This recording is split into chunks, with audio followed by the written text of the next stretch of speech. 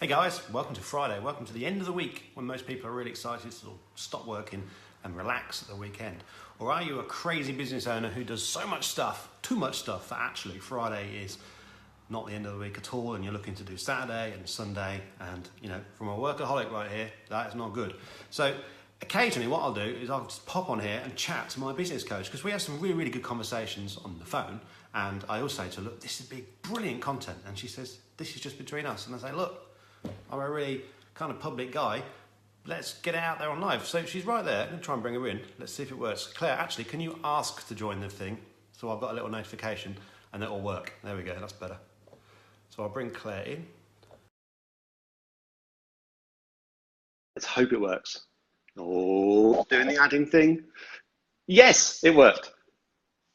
Hello. And look, I thought this time I'll try and do it so at least I'm level. This is hilarious. Yeah, just look massive.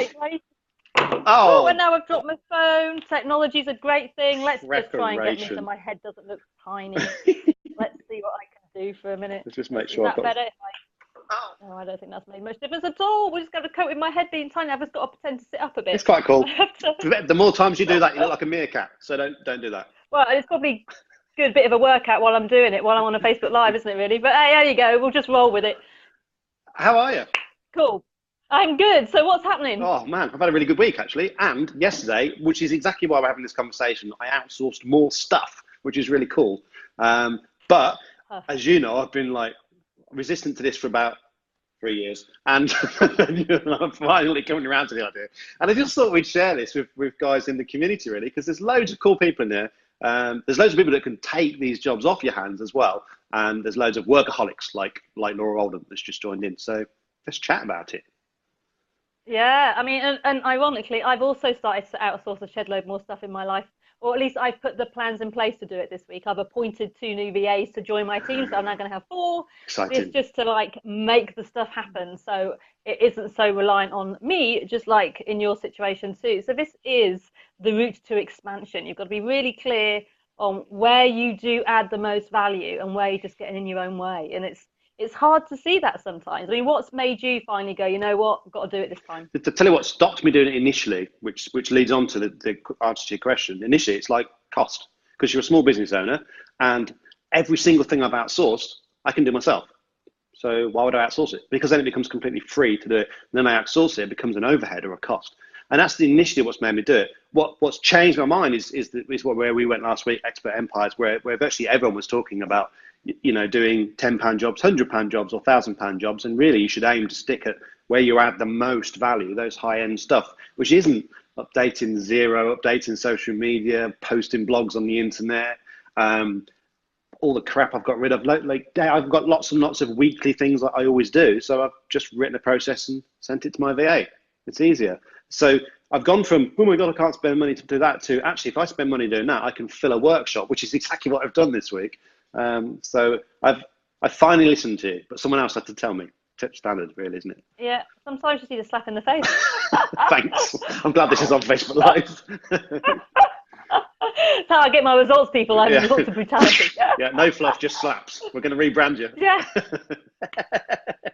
That'd be hilarious. So not only am I little, I'm also in a bit of a haze. I've got some soft glow thing going on, haven't I? That's hilarious.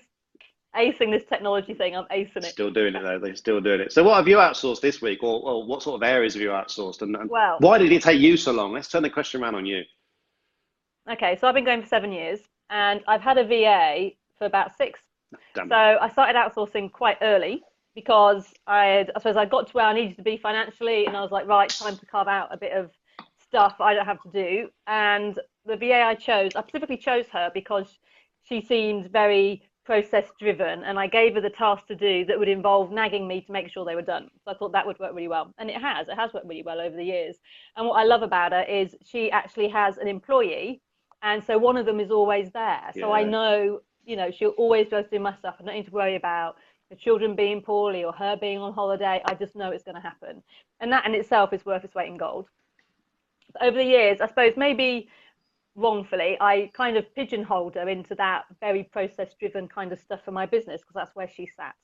And I need some of the stuff I wanted to get in place to allow me to up level again, required, in my head, some different skills. I'm sure if she was watching this, she would say, Oh, is it just me or is Claire frozen solid? No, she's still there. yeah, there you go. My phone rang. Sorry, I think it was my dad. So that was good. Good timing, Classic. Dad. Thank you. Turn off your The, notifications, people. see, you never, like, how do I do that one? That's never happened before. This is why you plan for the Where did worst. yeah, where did I get to before I got really interrupted by my dad phoning? Outsourcing stuff, the right things, processes. You'd pigeonhole her. Oh, yeah, You'd pigeonhole her. So yeah, and I'm sure she can do all the other stuff, but in my head, it wasn't something for her. And I was also a bit mindful that I didn't want to be outsourcing so much to one place. So I had a little bit of risk management in place as well. So I've taken on 2 new VAs, one to deal with all my events and group management stuff that's got to happen. So I run 2 small group coaching sessions a month. So getting people in the right room with the right food choices, and that takes a bit of yeah, and how much hassle is that for you? Like, because I mean, Laura in my office organises like next week's workshop. I've got a box already packed down there for the booklets, the pens. She organises the food. She checks the venue. She pays the venue. She sends across some piece of paperwork about fire regulations or some shit. I don't want to get involved in that. I want to rock up, do the bloody workshop, take the money, go home. I guess that's what you want to do with your stuff. Yeah, and my original VA was doing stuff around the groups for me. And she also does some of my for-rent admin, because being a regional leader, I need to make sure the ALs have paid all their excess money in and stuff. So she takes in doing that. But I kind of thought maybe I'll put the group stuff with someone that specialises in events. So that's what I've done. And they're also going to do some extra stuff around what I call client TLC. So just to, all my clients are fab and rocking, but sometimes I'll just notice one of them's gone a bit quiet, and I just want to have the bandwidth to make sure somebody on my team can always reach out to them and stuff. So she's going to be doing that bit. And then I've got somebody else that's totally brand new, that's going to help me deal with all my social media stuff. Because obviously I love doing social media, and I want to make sure I don't time restrict my amount of social media. So she's going to take a lot of that on. And even stuff like if you do a video, then you've got to send it off to rev.com to get the captions. Then you have to burn the captions on. Sometimes it's just little things which don't take a lot of time, but just take time and can be enough of a barrier to putting a video out. So just to have someone in the background that will just do that faff. I'll create the content still, but somebody else will be doing that formatting bit in the background. Yeah, that's exactly the conversation I had with Dee yesterday. So I write our blog. I mean, last week's blogs had 25,000 views, so it's a fairly important part of content. But I don't need to put it. Indeed. I don't need to put it on the internet. I don't need to create it. I don't need to do the faffing bits. I don't need to re-skin it through Facebook. I don't need to put it out onto my social media scheduling tools. So I've actually just written the process. And yes, I could do that. And it would probably only take me 10 minutes. And it'll probably take Dee slightly longer to start with. I'm sure eventually she'll get as quick, if not quicker than me. And that's what kind of stopped me doing it. But then she said something that was really quite important, really powerful that I want to drop in here. She said, the thing is, when you go into your website, you'll get distracted.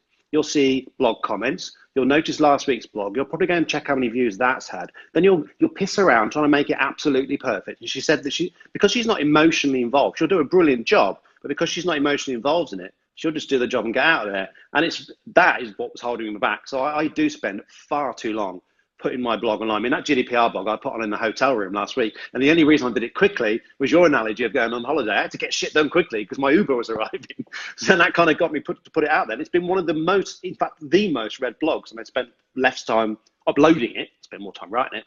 But it's the faffing bit, as Fiona just says there. It's the faffing bits. But what stops me doing this before was, well, I'm better than Dee at that. No offense, Dee, but I probably am. But of course, she'll be far quicker, far more efficient because she doesn't care. And that, for me, that was the brain, that was the light bulb moment yesterday. Yeah, and I totally agree with that. And it's like, I've got stuff which I just haven't done. And, which isn't major stuff, but like I've got a little bit of website shame on one of my pages on my website, which needs sorting out. I've got like all the video content I've ever produced doesn't exist on my website because I'm so used to just filming a video and uploading it into some social media, but I haven't put them on my website. Just like it's those kind of things which is not a big enough deal for me to even bother telling my existing VA about. Thinking now someone can just own that. Every time one of my videos appears in the Dropbox folder, she'll caption it, burn the captions on, shove it wherever I ask to shove it. Do you know what I mean? And it's like, it's just getting that stuff done, which just enables you to it's little stuff. But when you add it up, the amount of minutes that will save me and brain space it will free up will be worth its weight in And gold. also, So this is my plan. Also, when I first outsourced stuff to Dee, she said, like, be gentle to start with. Just put a few things out, get used to the idea. And the initial invoice was pathetic. Like, I just gave her nothing. It was like 20 quid, and I felt really guilty. I was like, I want to give her some more stuff. They'd literally given her like 3 things to do, and it was, well, not even that. It was daft stuff. And then I've given her more and more. Actually, 1 month, I thought, fuck it. I'm just going to give her everything I think I can give her. And the invoice wasn't nowhere near as big as I thought it was going to be. Because a VA will charge you as the job they do it far quicker than you will do it anyway. So I thought, uploading my blog takes an hour. Oh, Christ, it's going to cost me her hourly rate. But of course it doesn't. It costs her like 5 minutes because she's not pissing around like Fiona says, faffing about, doing all that kind of stuff. And also what I learned yesterday, I gave her 2 or 3 more tasks yesterday. Some of my 4N stuff. So I look after 4N TV Live, look after 4N Leamington Evening, and where I add value is running the meeting, training the people on 4N TV Live to do Facebook Live, do a good stream and being there. But the other bits, I don't. And then when I said to her, can you do it? She said, well, what do you do? And I was like, oh, I've never written this down. So I've actually written processes for that one, Leamington Evening, and my blog, and sent it to her. And I'm like, well, that's quite cool. Now I've got a process for that. And it's now made me realise that a lot of the stuff I do in this business, it's all in my head, all the processes. What happens if I'm not here next week? There's no process anywhere. Joe's got processes for onboarding clients and all the other stuff, but for what I do in the business, there's no processes written down. So that was a really interesting exercise too.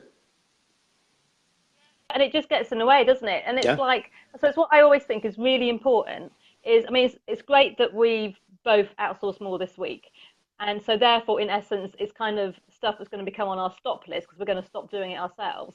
But there'll be other things that we're all doing, which we fundamentally shouldn't be doing. And not necessarily because we should outsource them, but just they are no longer something that delivers value into the business. Yeah. So it's like, what stuff, if we're being brutally honest, sits on our stop list? What would you go, you know what, if I was brave, I would stop doing that? I'll tell you one thing I've been really brave with, and this is extremely controversial considering we're in the 4N community. I've changed the way I use 4 networking. So I've stopped going to 4 networking meetings because I want to see the speaker or it might be worth doing that. I've actually decided now I only go to 4 networking meetings if I'm foresighting, if it's extremely local, like Leamington Breakfast yesterday morning, or it's mine. And that's actually worked really well for me because I haven't done, like yesterday's networking meeting was the first one in 2 weeks. Now, obviously, I've done loads of networking and I spend a lot of time in here. So I'm not suggesting if you're new to 4N, just bin it off because that won't work. I put a lot of effort into it. But that was something I was really honest about. The other thing I should be really honest about is how much time I spend on social media. And I'm working with my group now, Spaghettiville, on LinkedIn. I'm saying, look, every day, post on LinkedIn. Post and then have a quick flick through, move on. You don't have to spend all day long on social media. You can easily spend all day long on social media. I guess my next thing is to learn to ignore notifications. I've actually done it on my Facebook Pages app because I look after, not manage, lots of other people's business pages. Like, I've got yours on there just in case I need to go in and do something for you. But I don't need to pick up the notifications. And it was driving me insane. It was like 100 plus notifications. So I just turned it off. I turned the badges off. I'm like, oh, it looks clean now. And I might do it. Yeah. I might do it with the Facebook app, the actual app, because I don't need to go in there immediately and pick up those notifications. And even that's my biggest thing because I do social media. I feel like I've got to be there right away. But actually, if you see someone and they're always on social media, you might think, wow, they're always on social media. Or you might think they don't have a business. They don't have any clients. Yeah. They've got nothing better to do. Yeah. So it's a fine line. Yeah. And as I said to you before, there will be times when you're in a meeting with a client.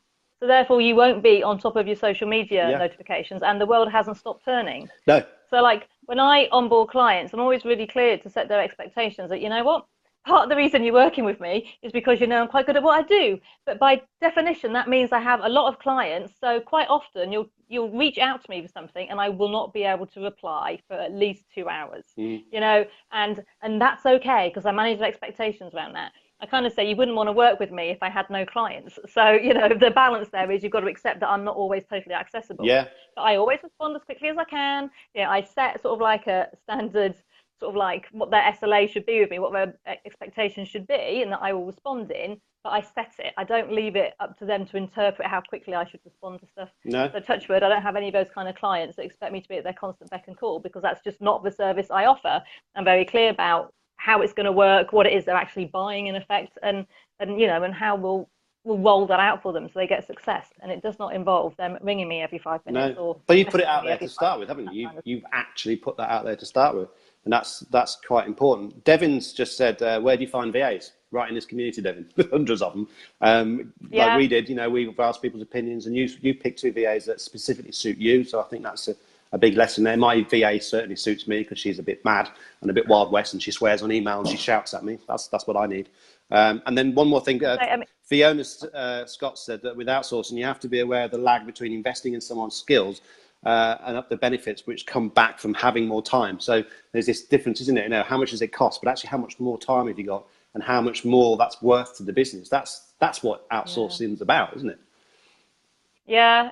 And I suppose for me, it's the headspace it creates, because you're not having to constantly juggle everything in your own head anymore because you've got other people juggling the stuff for you. The creative bit. That's what I said to Dee yesterday. When I try and do something creative, but I've spent 4 hours doing Zero, Capsule, for networking, follow-up, bits and pieces, catching up on LinkedIn, my head's gone. And I'm like, oh, just have a bit of a break. I'll just go to the shop, go for a walk, and I'll just check Facebook. And it ruins my productivity. So now getting rid of all that means actually I could work 3 or 4 hours a day really productively. And then when I finish that, dick around on Facebook and muck around, because I do enjoy it, but it's not really giving me as much benefit as I think it is. Yeah, and just go back to Devin's point. I mean, literally, Devin, what I did was put a help wanted ad out in the community and said what it was I was looking for. Yeah. So these were all the types of tasks that I wanted to be able to cover off, and who out there, would be able to help me with those tasks. And I got, a high level of response, to the point it was totally ironic that clearly I wanted more VAs in my life because I needed to create more time. And what happened this week, I had to spend a fair bit of time talking to different VAs to work out which ones were the best fit for me. But some of them I did while I was driving. So, I used my time twice. And then other ones I met at networking meetings and stuff. So, and I've ended up with a solution that I think will work really well. But I think the one thing that worked well for me this week was when I appreciated I didn't have to find one person to fill that entire requirement. Because I had 2 really good VAs come forward, each of them with their individual specialities. So potentially I could have given the whole brief to either one of them, but then I felt that I was having to compromise on one aspect of it.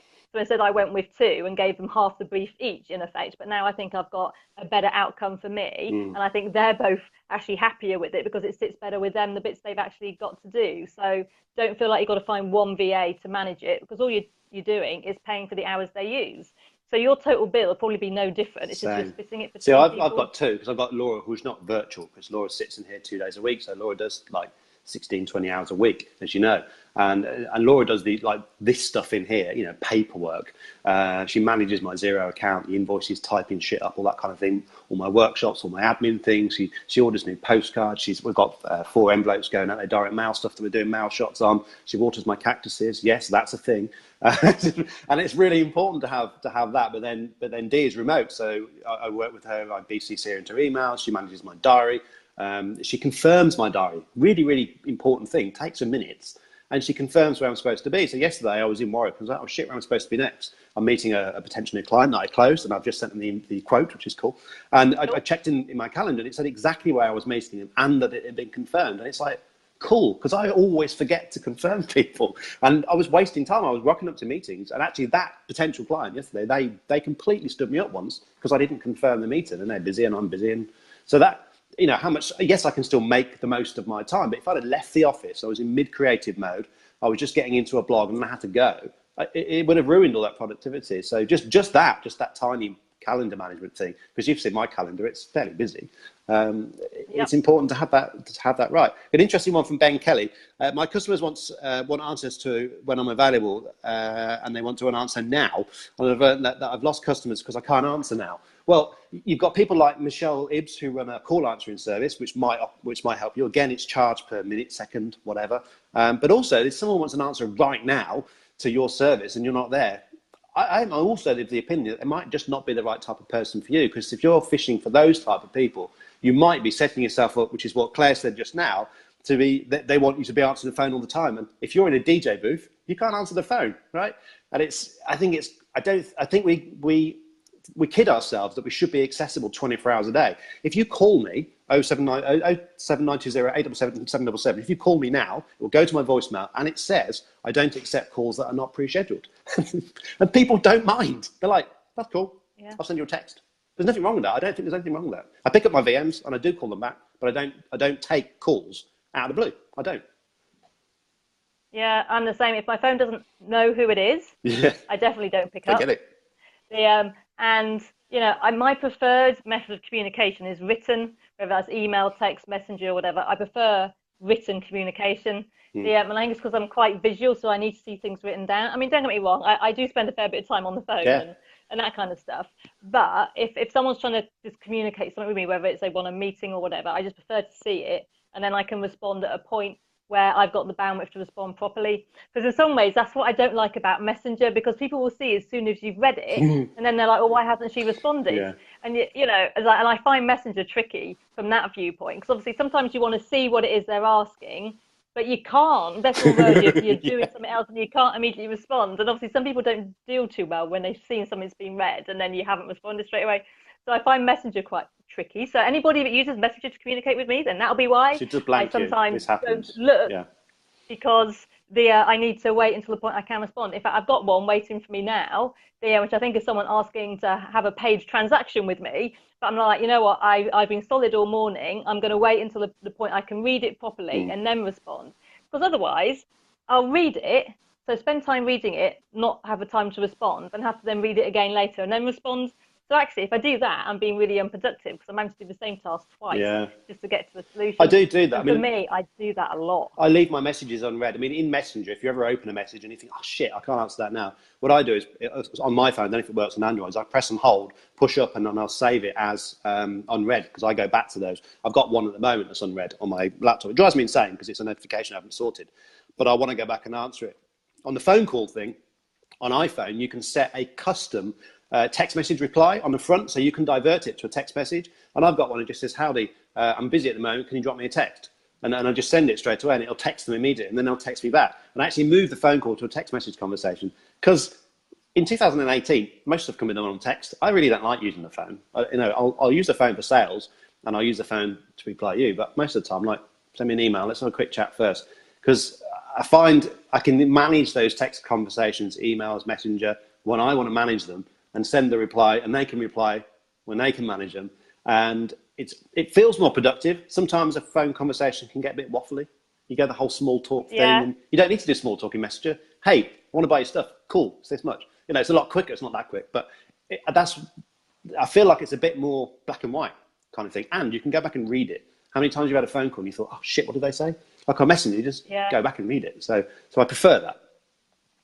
Yeah, well, I totally agree. It's funny, isn't it? But I'm exactly the same. It's very rare that you and I talk on the phone, but I reckon we communicate much better when it is written. Yeah. So maybe we're both quite visual from that viewpoint, and we just don't want to be on the phone. The only time we speak on the phone is if one of us is driving. So therefore, it just makes sense that we do it on the phone. Yeah. But invariably, we communicate by message. But yeah, let's think about stuff that's on our stop list. Now, something that I put on my stop list a year ago was to stop driving to client meetings and to put them all on Skype. Now, there is the tiny odd exception. But the vast majority, yeah, exactly. Right, I'm talking to one of my exceptions. People. What a surprise! Todd's unique. Yeah, like. Bombshell right there. Yeah.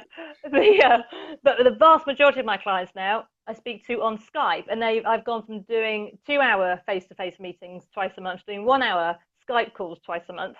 And the level of value has not changed. They still get shed loads of value, the same amount of value in 1 hour as they're doing 2. And the stuff that's different and why they still get the same amount of value is, one, there's none of that, hey, how are you kind of stuff. Like if you arrive somewhere physically, you have the, discussion about the weather, parking, you want a drink. Get on with it. You have that kind of, oh, should I sit here, sit there, kind of shuffling around kind of conversation. You don't have that on Skype. No. I mean, obviously, I'm still friendly and stuff. We still say, hey, how you doing? But you just seem to get on with it much quicker. And you have that natural awareness that you have less time.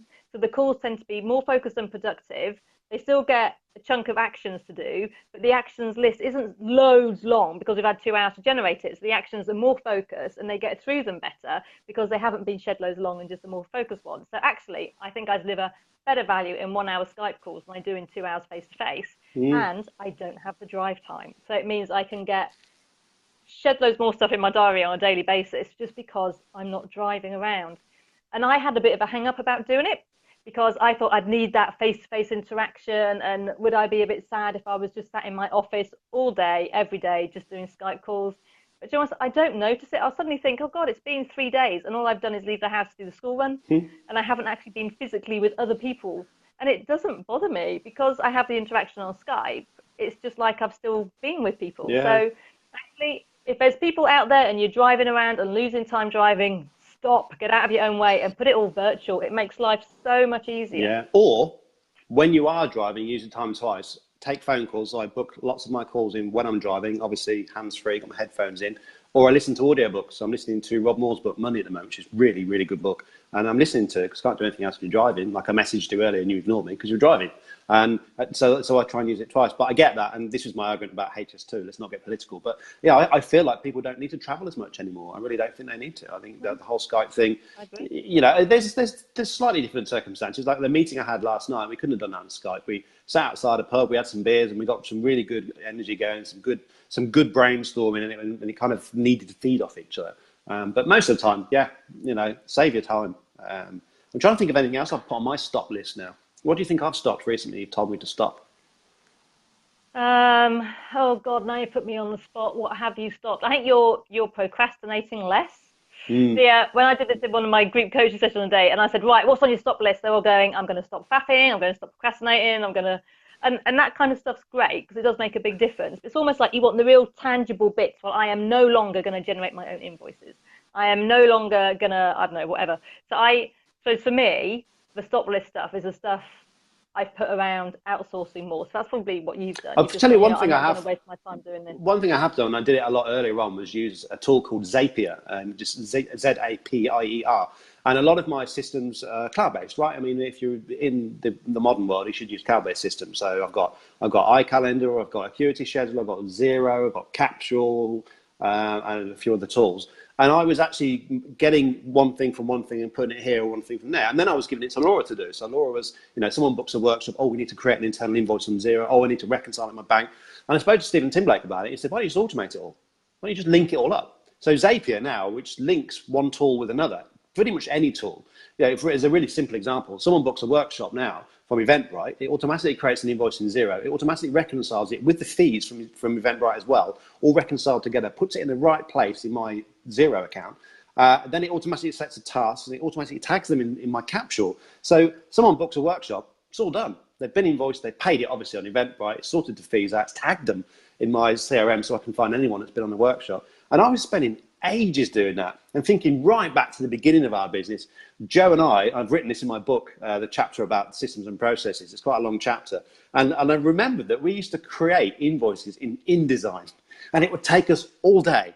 And we only had 10 clients, 10 fucking clients all day. It was invoicing day and we created it. And then we found a tool called FreshBooks, which allowed us to just create invoices because some of them were just the same every month. So we were just, those ones we were just flipping them and editing them. But InDesign just took forever because it looks better than Word or Excel. And obviously we're all about the brand and how it looks. But God, that was a day, a whole day. And I quibbled over paying, I don't know, 20 quid a month for Xero. A day for 20 quid. Madness. So it's not just a VA thing, I think. We've moved on now to actually, there's a lot of shit you can automate. Loads of shit you can automate. Like sales calls, I've automated those for me. People are interested in my stuff.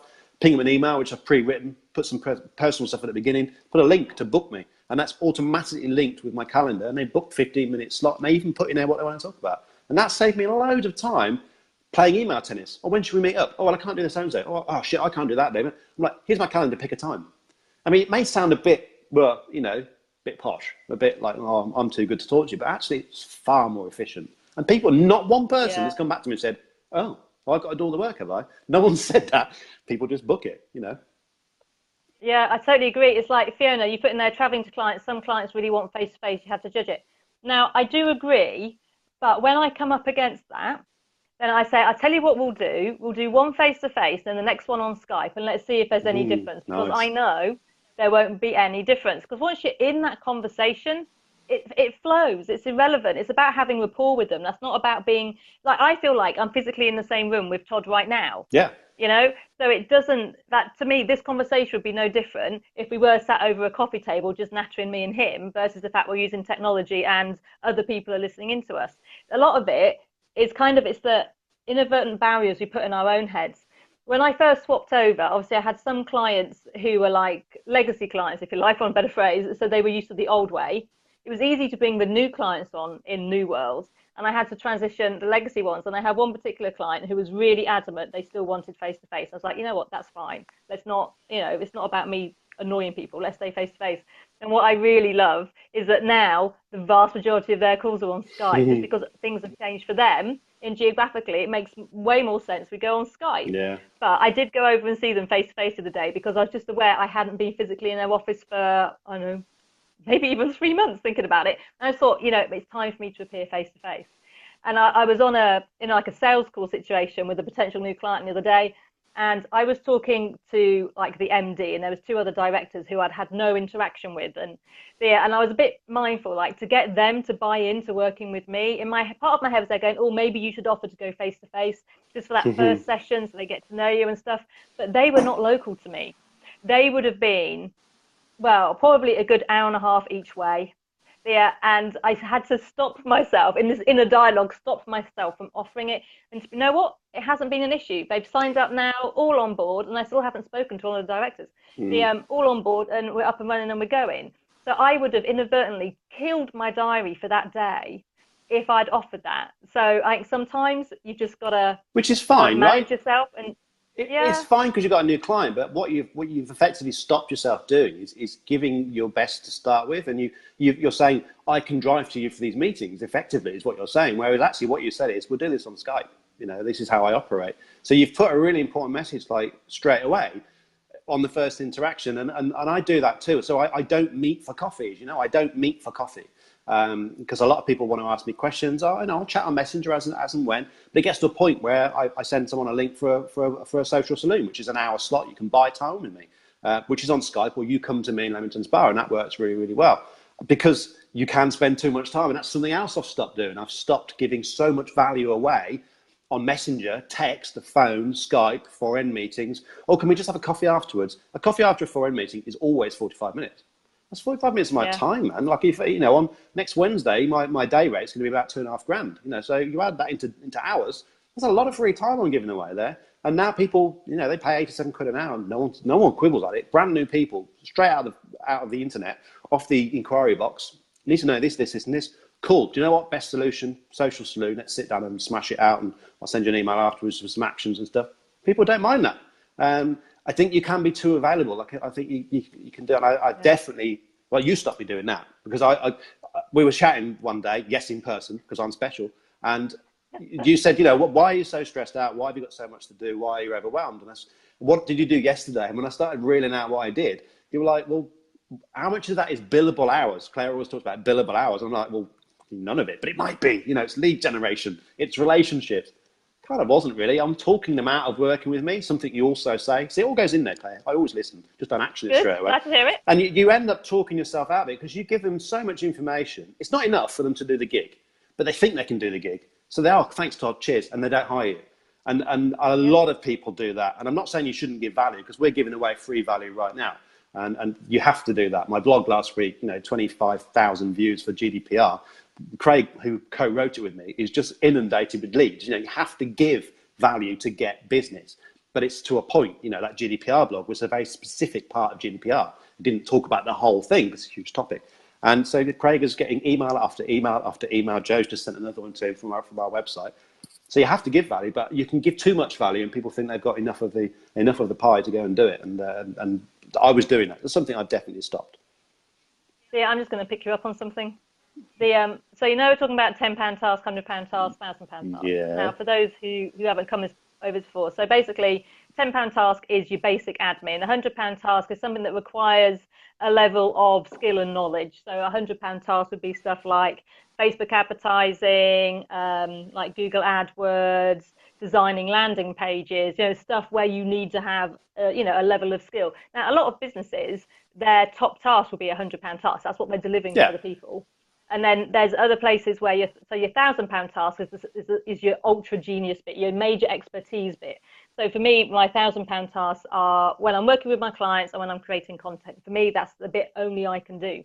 So Todd, knowing that your genius is that whole social media stuff, did you just hear yourself say that you charge £87 for an hour with you in the saloon? I know it's too cheap, but hear me out. And I bet that includes VAT as well, doesn't it? Yes, Claire, it does. Yeah. Okay, I know it's too cheap. It's too cheap, but it fits in my funnel for my small project, for my small product, my medium product, and then the workshops and stuff. But the people who come to the social saloon invariably buy another one. It's a bit like my spaghetti minis. They're 98 quid. It's probably too cheap for what we do daily. But they invariably buy 2 or 3 versions. So there's one guy, James, who's been on every single one of them. So he's spent far more than he would have done. He's got far more value than he would have done from a full day workshop. So my only argument, this is an excuse probably, for the social saloon is that they do tend to then become clients off the back of it. Because it's really great, especially the face-to-face. And I go back to what Fiona says, the face-to-face stuff is probably more powerful than Skype for a relationship building thing in some terms.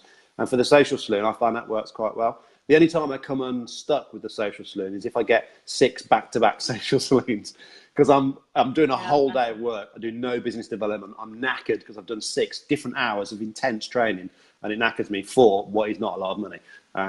But if I convert them all, and what I'm building into the spaghetti at the moment is a better follow-up process for that. Again, it's automated. When someone books one of those, it sets a task and it sets a thing in place to check in with them, follow up with them, give them an email, drop them some value, and get them back on to buy the things. Because I'm definitely guilty of, because I'm a marketer, finding new customers. Oh, brilliant, got one. Yeah, quick, find some more. And then forgetting, actually, all those people there who bought from me, they're far more likely to buy from me again. It's classic, isn't it? But because I'm a marketer, I am obsessed with finding new, I'm obsessed with finding new people.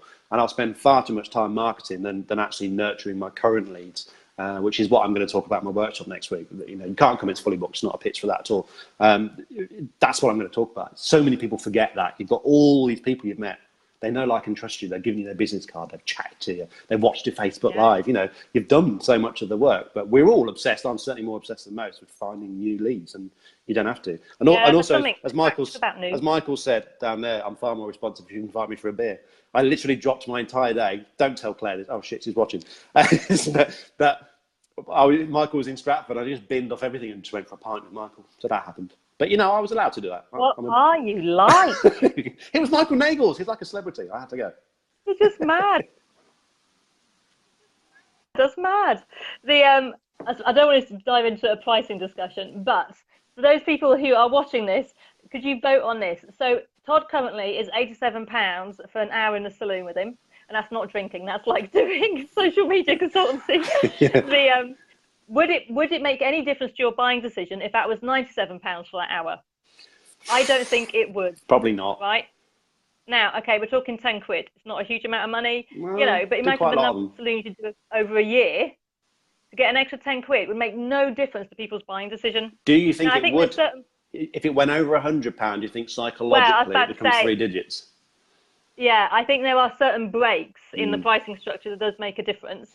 But I reckon 87 to 97 or 99, fine. No difference. You will not suddenly have. Yeah, last trip to see a saloon with Todd. Nagels is having a day off today, clearly. He's just chatting to us. It's cool. He just needs you, Todd. You just have to be in his life. I talk to Nagels more than I talk to you, honestly. This community costs us a lot of time.